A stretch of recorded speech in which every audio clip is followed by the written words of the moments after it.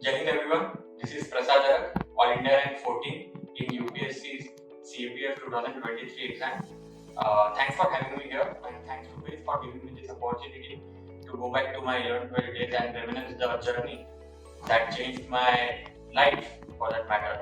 I remember that I was a small kid, 16 years old, and based out of a small town called Gulgaon in Maharashtra. So had no idea about JEE or anything.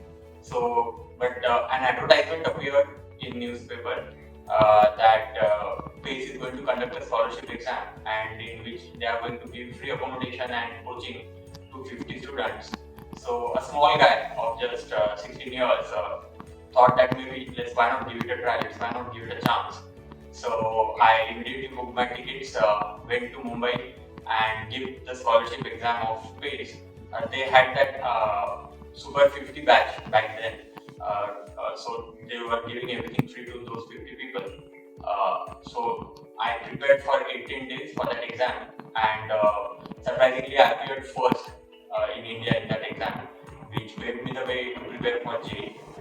After 2 years of rigorous struggle, of constant guidance from Praveen Tyagi Sir, from my teachers, they would take care of everything, including my doubt sessions, and wherever they would find me, they would personally guide me.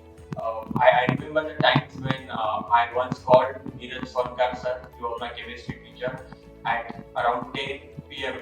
And though I had the class just next morning, but at times at that particular day, you are very inquisitive about your doubts. So I called him and I asked him the doubt, and he answered it as if it was just the morning's 10 a.m.